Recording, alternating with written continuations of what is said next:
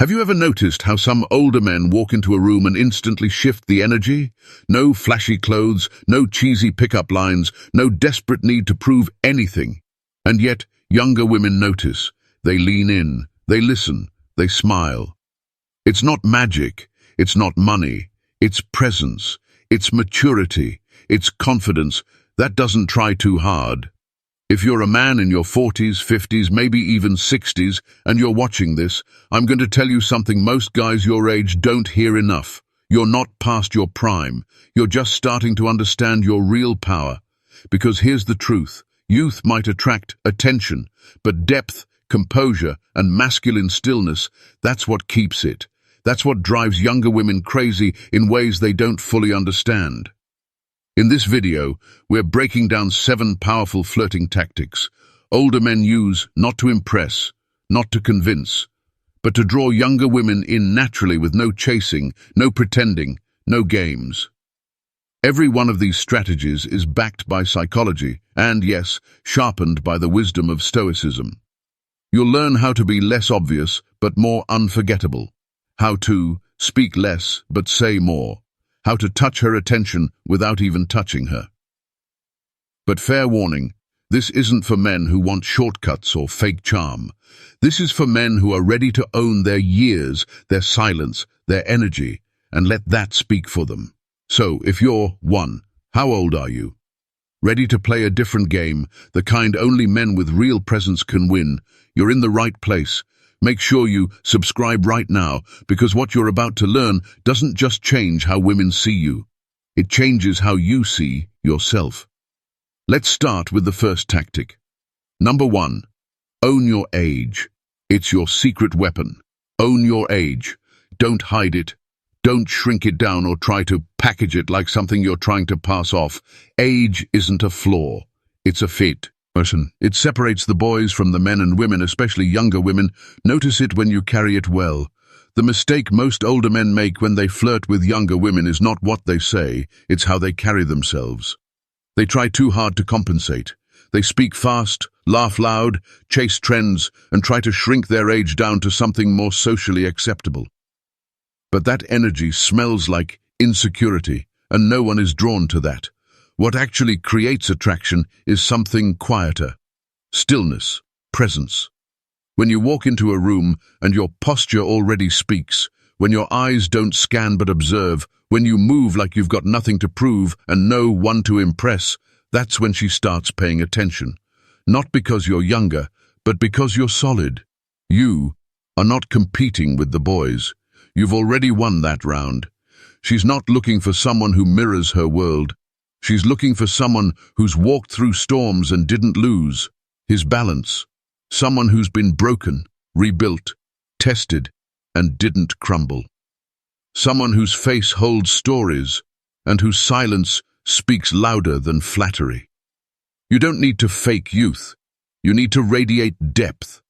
The way you sit, the way you speak slowly, the way you choose your words like a man who values stillness more than noise, the way you listen like you've learned that talking less often says more. These things matter. Your age is not your burden. It's your signal. It tells her you've lived, you've lost, you've built, you've buried, you've broken and grown again. You've seen fire and learned how to walk through it without making a scene. That's Stoicism. And that's the kind of man younger women don't forget. The ones who don't ask for attention. The ones who make eye contact and don't blink. Who smile slowly. Who never rush. Who, too, why aren't you married? Hold space like they own it. The key is to stop apologizing for your years. They're your armor, not your baggage. Don't try to dress like her age. Dress like yours. Don't try to move like you're 25. Move like a man who knows his value. Because when she looks at you, she's not looking for youth. She's looking for the calm in a storm. She's looking for weight, for steadiness, for the kind of man who doesn't perform. He just is. You don't need to announce your worth. When you own your age, she feels it before you speak. And when you fully accept that, you stop chasing because you realize something deeper. You're not too old. You're finally ready.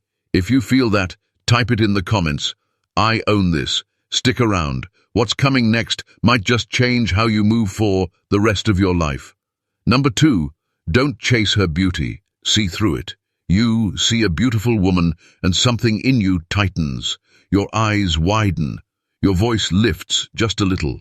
You think, maybe if I compliment her, maybe if I smile more, she'll open up. But the moment you start chasing beauty, you lose her interest. Not because you're wrong to admire her, but because she can sense it.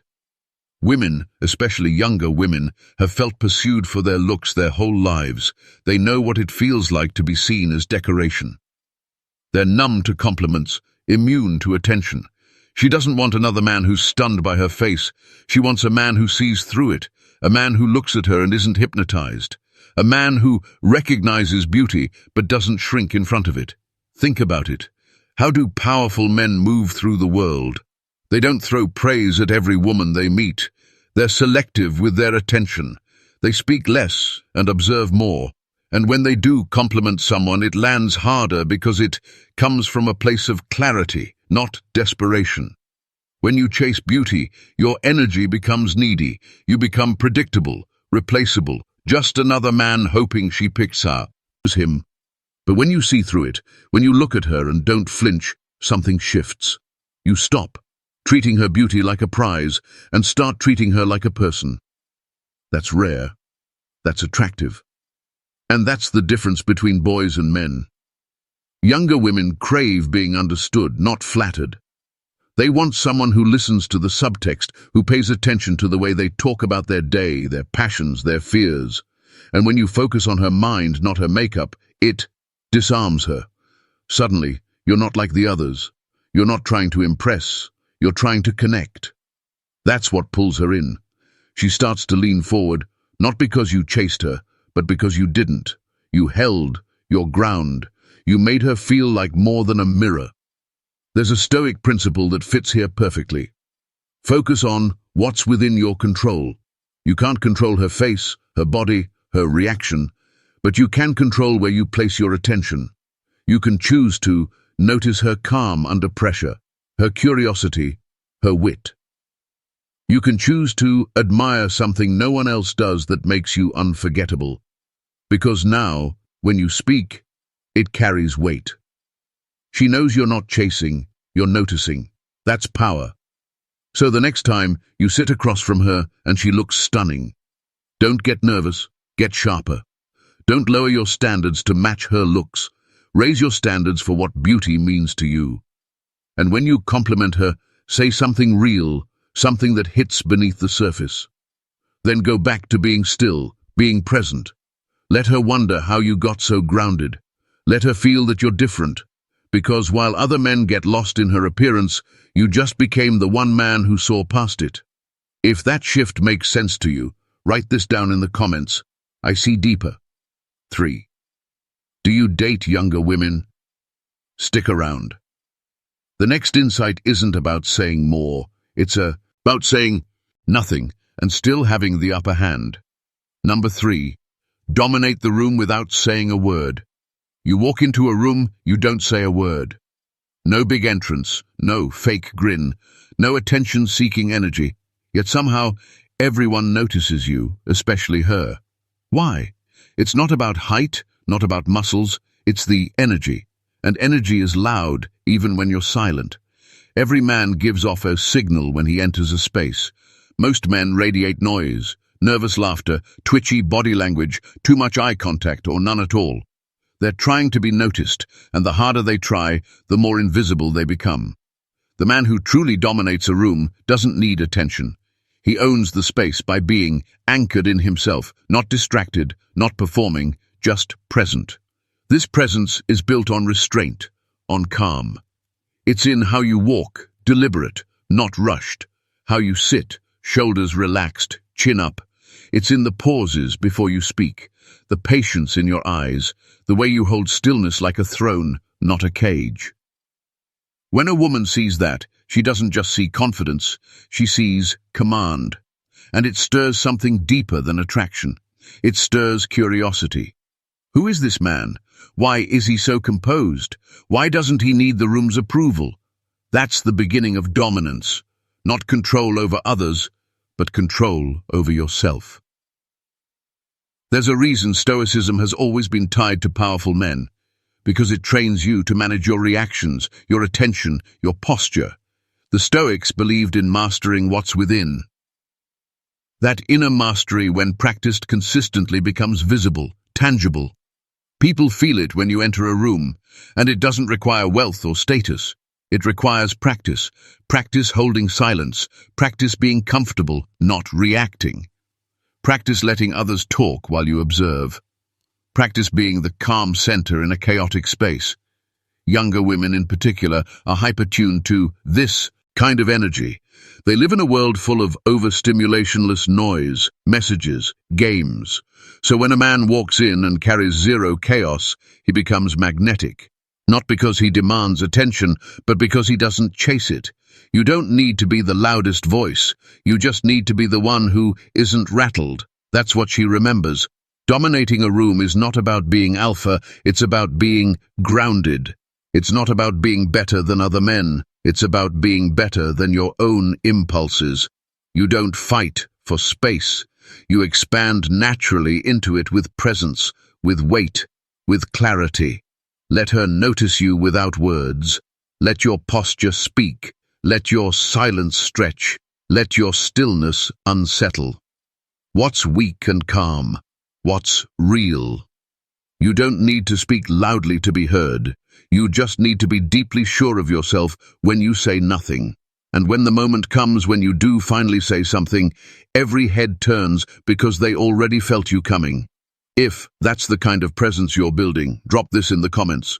I move quiet, and trust me, what's coming next will change the way you lead without saying a single word more. Number 4, take the lead. Stop asking for permission. You're on a date. She looks at you and says, "I don't know. What do you want to do?" And you freeze. You think you're being polite. You think asking her opinion is respectful. But in that pause where you hesitate, where you give up the wheel, she starts to pull away. Not because you're rude, not because you said something wrong, but because you just gave up your power. Women, especially younger women, aren't looking for someone to follow them around, asking for direction. They're looking for someone who knows where he's going and invites them to come along. Taking the lead isn't about dominance. 4. What kind of woman do you usually go for? It's about clarity.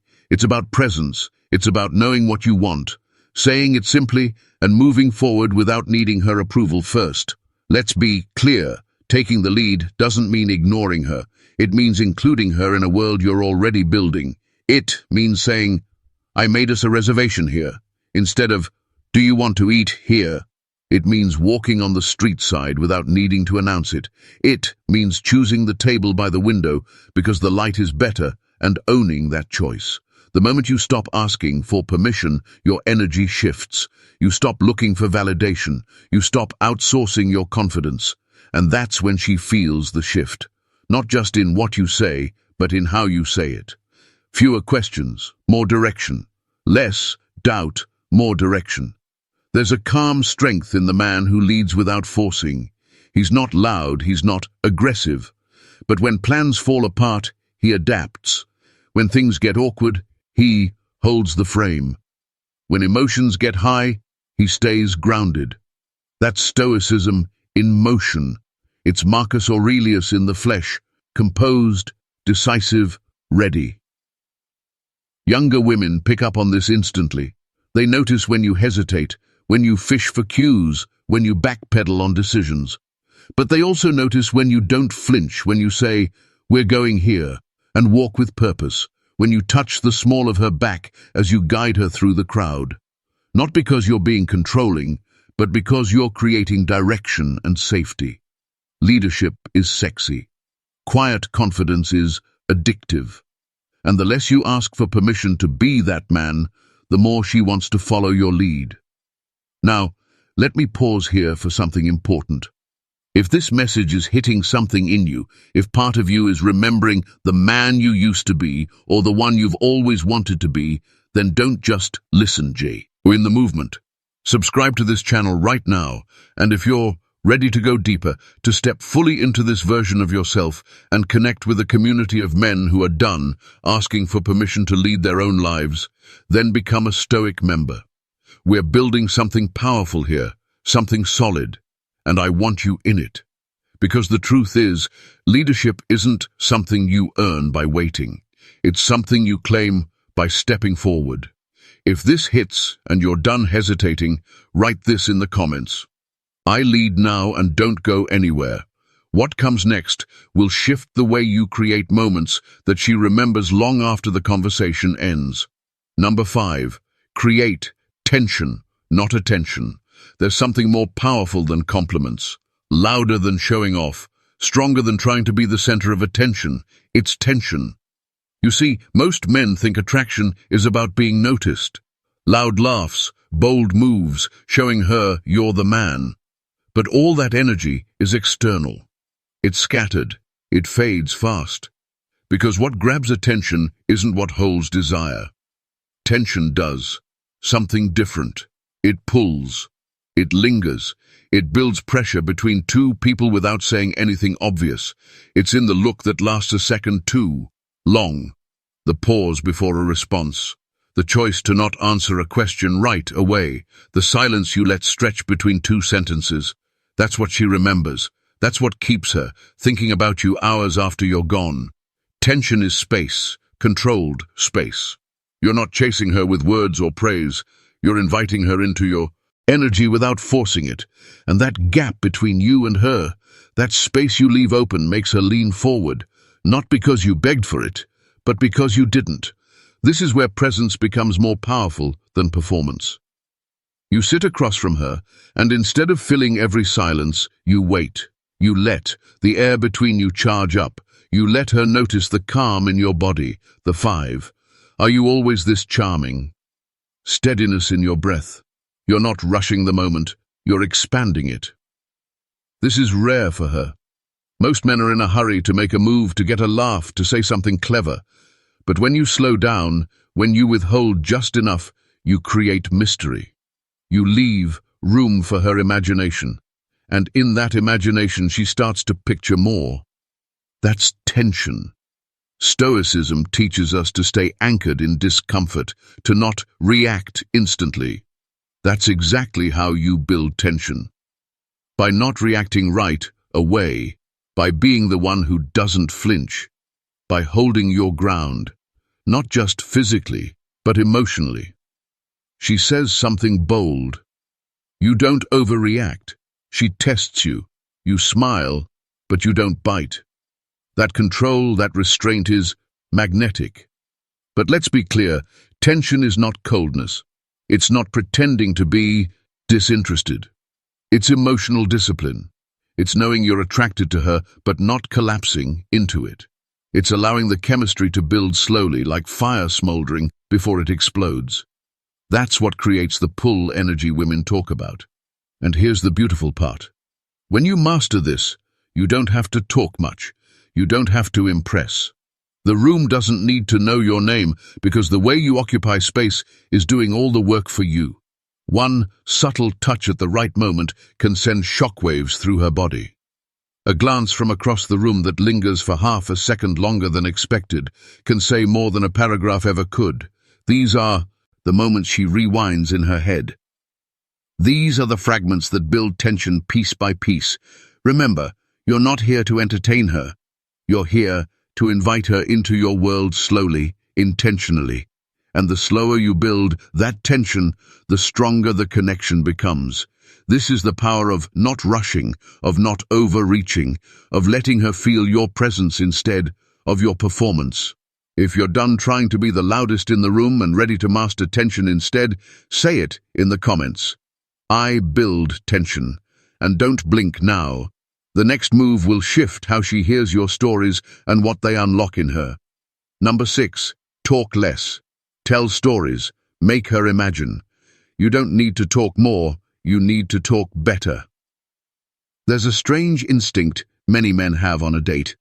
They feel like silence is the enemy, so they keep filling space. More facts, more opinions, more talking. And, while they're talking, she's drifting. Not because she doesn't like them, but because there's no space for her to feel anything. Now imagine this. You're at a bar. She asks what you do. Most guys give a straight answer. I work in finance. End of sentence. You pause. You smile and you say, let me tell you a story from my first year on the job. It involved 2 cops, a missing server, and me climbing a fence in a suit. She laughs. She leans in. She wants to know more. That's the difference between information and story. And stories win. Telling a story isn't about performance. It's about pulling her into a world. It's not about trying to impress her with facts. It's about letting her feel what it was like to be there. The smells, the tension, the decision you had to make, what went wrong, what surprised you. That's what activates her imagination. And imagination is where desire begins. See, when you flood her with words, her brain tunes out. But when you tell the right kind of story, short, honest, with emotional way, the brain starts doing the work for you. She pictures it. She feels it. She puts herself in the scene.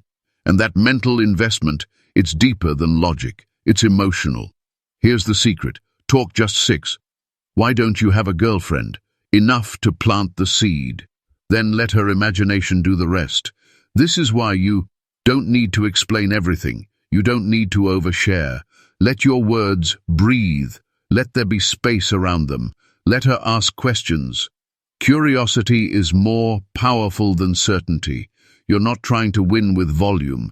You're trying to win with resonance. And when you do, speak like a man who's lived. Share lessons, not lectures. Share moments that shaped you, times when you failed, times when you risked something, times when you saw the world differently afterward. Younger women are drawn to that emotional maturity. They're tired of small talk, tired of hearing the same surface-level chatter. When you open up, not emotionally dumping but being real, you give them a new experience, one that feels authentic, one that makes them want to know more. That's what pulls her in, not just who you are, but how you tell it. And here's what most men forget. When you create space with your words, you create energy between you. She starts imagining not just your story, but a story with you. Her brain starts building bridges, and that's where things get interesting. Stoicism teaches us to choose our words carefully, to speak with intention. Every sentence you say should move things forward or deepen the stillness between you. Both are powerful. So the next time you're with her, resist the urge to say everything. Let her do some of the work. Let the tension of not knowing yet stir inside her. And when you do speak, make it count.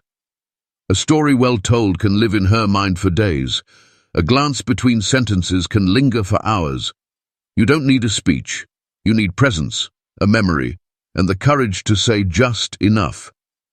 If you understand that and you're ready to speak less so she feels more, say this in the comments. I speak less.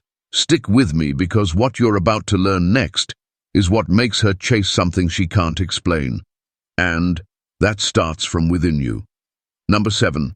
Let her chase the calm inside you. There's a reason she texts you after the date, even when nothing happened. It wasn't the jokes. It wasn't your outfit. It was how she felt when she sat across from you. Calm, safe, seen. In a world that spins too fast with constant noise and people chasing dopamine like a drug, a man who radiates calm is unforgettable, especially to a younger woman who's used to chaos, used to attention-hungry guys, emotional highs and lows, fast texts, fast energy, fast collapse. But you didn't chase. You didn't react. You didn't try to manage her impression of you. You stayed centered, grounded, unmoved. That calm, that's what she remembers. And here's the thing. She'll chase. That calm if it's real. Not forced, not fake, zen, but the kind of inner quiet that comes from experience. From being through some hard seasons and not needing to explain them. From knowing your emotions without letting them run your day. That's Stoicism in action. See, most men walk into a room with their nervous system in full broadcast mode. Eyes darting, shoulders tight, voice slightly strained. They're trying to read the room and adjust. They're constantly reacting. You don't do that. You set the tone. You move slower, speak less. You're not there to perform. You're there to observe, to listen, to choose your words. And she picks up on that immediately. You're not controlled by the environment. You're influencing it quietly just by how you carry yourself. You become the emotional anchor in the room, the one who doesn't shift with the mood, doesn't rise with the drama. And that kind of emotional steadiness is rare. It's something she hasn't felt often. Not in guys her age, and maybe not even in relationships before. That's why she leans in. That's why she watches how you respond to tension. That's why she feels something around you she can't name. Let her chase. Listen, would you ever date someone like me? That. Don't try to over-explain yourself. Don't tell her how calm you are. Just be it. When she tells a dramatic story, listen, but don't mirror the drama. When she gets quiet, stay relaxed. Don't rush to fill the silence. Let it exist. Let her feel what it's like to sit with someone who doesn't fear stillness. And when you do speak, speak like a man who's thought before he opened his mouth, who's lived, who's felt things, but doesn't wear his pain like a badge. She doesn't want perfection. She wants regulation. She wants to be around a man who won't collapse when life hits hard, who won't become a boy when emotions rise, who can take chaos and turn it into clarity. That's the man she chases, the one who doesn't flinch, the one who doesn't beg, the one who doesn't try to match her energy. He invites her into his, and yes, this takes time, discipline, reflection. It means practicing stillness when everything around you tells you to react. It means slowing your breath, calming your thoughts, letting go of the urge to be understood immediately. But when you get there, when you really carry that calm inside you, you become the gravity in the room and she'll want to orbit it. If you're becoming that man or ready to become him, say it. In the comments, I am calm. Don't go anywhere because next we go deeper, not into Herbert, but into your past and what it quietly reveals every time you flirt. Number 8. Touch with your vibe before your hands. Before you ever touch her hand, she's already decided how it will feel. It's not about skin, it's about energy. It's about the vibe you bring before your fingers ever get close. And if your presence isn't already touching her mind, her nerves, her imagination, then your hands won't matter. Most men rush the physical. They think touch starts with contact. They reach too soon, too clumsy, too eager. But the truth is, women feel you before you touch them. They read your eyes, your posture, your pacing. They sense whether your calm is real or fake, whether your attention is centered or scattered. Touch begins with energy, the vibe you carry, the tone in your voice, the way you look at hair, not with hunger, but with presence. Let me ask you something. Have you ever been near someone who didn't touch you, but made you feel like you'd been held? That's the power of emotional touch. And that's where real attraction starts. Not with grabbing her waist, but with how you hold her gaze, not with brushing her arm, but with how safe and curious she feels in your space. Younger women are hypersensitive to this. They've grown up surrounded by forced energy men who push too fast, too soon. So when they meet someone who knows how to wait, who knows how to build, who lets the moment stretch without pressure, it confuses them in a good way. It feels rare. It feels real. Stoicism teaches restraint, not repression. You're not shutting down your desire, you're channeling it. You're not pretending you're not attracted, you're choosing how that attraction shows up. And when you learn to carry heat without leaking it all over the place, she feels it deep in her body before you've ouched anything. That's how you flip the dynamic. You stop trying to break the tension, you become the source of it.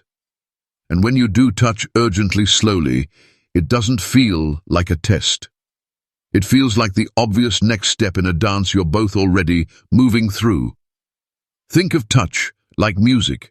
You don't start with the loudest note. You let it build. You create rhythm, silence, contrast. You let her lean into it before it arrives. When you're tuned in, her body responds before you do anything. Her pupils shift, her shoulders soften. She leans just slightly forward. And you're not chasing that signal. You're receiving it. You're listening with your presence. That's what separates men who rush from men who resonate. It's not about being safe or being smooth. It's about being in control of yourself.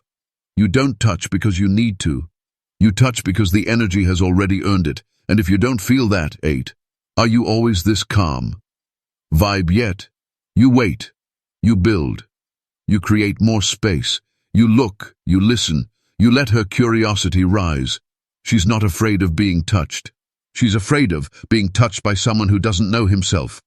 So, know yourself.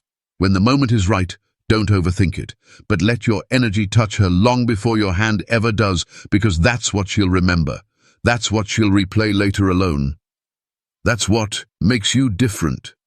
If you're ready to bring that kind of presence into every room, every date, every interaction, drop this in the comments. I touch without touching, and get ready because what comes next is about power, not over her, but over yourself, and that's when everything changes. Number 9, don't fill the silence, own it. Silence used to make you sweat. You'd feel it creeping in between sentences. You'd rush to break it, to fill it with any words, jokes, facts, questions. You thought it meant something was wrong, that if there was silence, she was bored or worse, losing interest, but now you know better. Silence is not a problem, it's a test, and it's one of the most powerful signals a man can give, because silence doesn't expose her. It exposes you. It shows whether you're comfortable in your own presence, whether you can hold a moment without needing to be validated, whether you can be heard without speaking. The average guy thinks silence is awkward, that it means connection is slipping, so he panics, he overshares, he rushes to explain. He turns the moment into noise. But the man who owns silence doesn't flinch. He lets the stillness breathe. He lets the woman feel the space between his words. And in that space, something deeper grows. Think about the most magnetic men you've ever seen. They don't talk fast. They don't chase the room. They pause. They leave room between thoughts. When they speak, people lean in. Why? Because silence creates gravity. It's the opposite of what the world teaches us. Online, everyone's screaming over each other. Everyone wants to be heard first. But in real life, the man who waits, who watches, speaks last, and says less is the one with true power. And women feel this, especially younger women who are constantly surrounded by digital noise. They're used to fast talkers, constant validation and surface-level connection. So when they encounter a man who can be silent, not cold, but calm, they feel the difference in their bodies. It makes them alert, curious, open. You're on a date. There's a pause in conversation. She's not sure what you're going to say next, and you just let it hang. You don't panic. You take a slow sip of your drink. You hold her gaze just slightly. You smile. You let the silence do the heavy lifting. That alone can be more powerful than any pickup line. Why? Because she feels your steadiness, your groundedness, your ability to not chase the moment. That tells her everything she needs to know about how you handle pressure, about whether she'll feel safe with you, about whether you need attention or already have your own. The Stoics called it ataraxia, inner stillness, freedom from disturbance. And that's what silence is.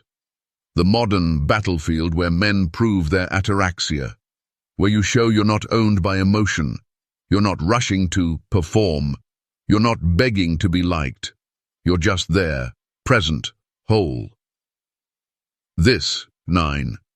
Do you always listen like this? Isn't passive. It's strength in its purest form. Even in arguments, silence can be a weapon. Not in a manipulative way, but in a masterful one. When a woman expects you to react and you don't. When you absorb the moment, breathe, and respond with clarity instead of emotion, you change the entire energy of the interaction. She might raise her voice. You keep yours low. She might push. You stay rooted. That calm creates contrast, and that contrast creates respect. Here's the twist. When you no longer fear silence, you begin to use it. You start noticing the moments where less is more, where no reaction creates more pull than a dozen compliments, where a simple pause can speak louder than a monologue. Even outside dating applies everywhere. In meetings, in negotiations, in leadership, the person who can hold the silence without filling it commands the room. Because people lean in when you don't rush. They listen when you don't scramble for attention. And that includes her. So don't just get through the silent moments. Lean into them. Let her feel the heat there, the weight, the stillness.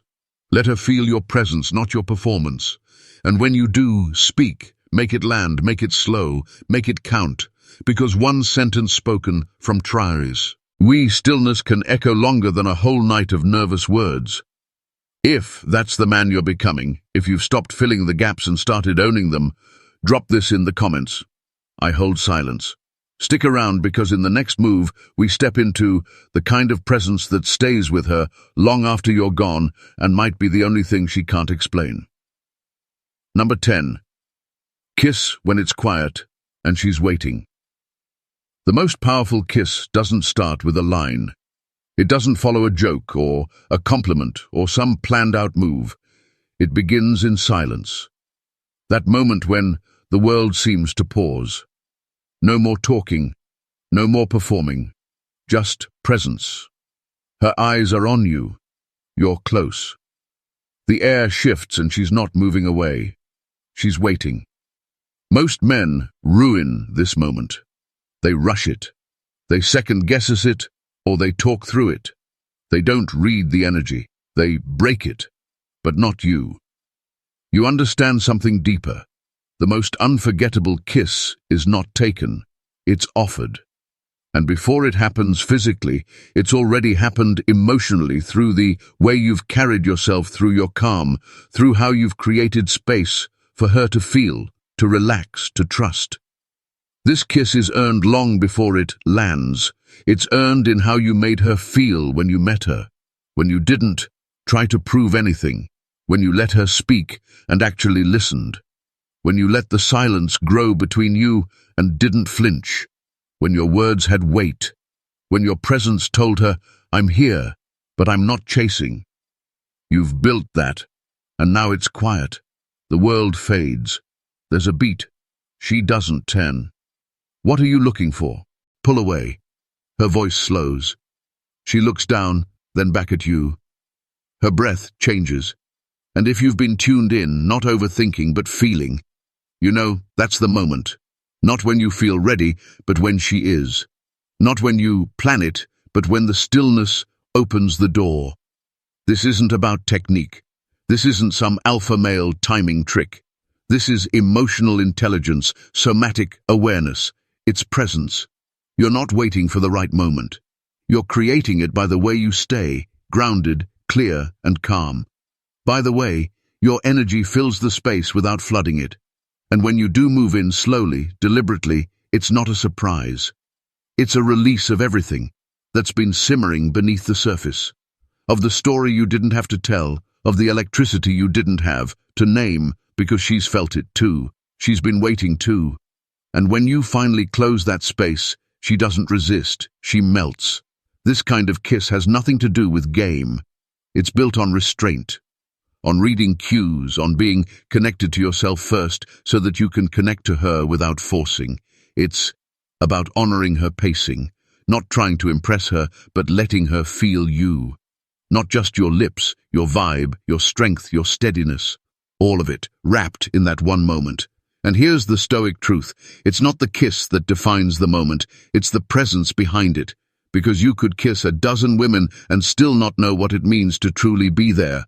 But when you wait, when you feel, when you hold back just long enough to know she wants it too, then lean in with full clarity and no apology, that's when it lands differently. She won't tell her friends about the guy who kissed her fast. She'll tell them about the man who didn't rush, who made her wait, who made her wonder, who let the silence build, who kissed her like he already knew what would happen, but never needed it to happen. She'll tell them about you. Conclusion. Because your kiss wasn't a move. It was a moment. It was the product of everything you did before. The tone, the eye contact, the way you touched her with energy before ever touching her skin. It wasn't loud, it wasn't flashy. It was quiet, grounded, real, and that's what she'll remember.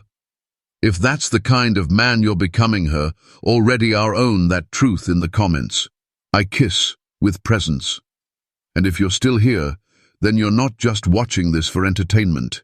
You're here because you're stepping into something bigger, a deeper way of showing up as a man.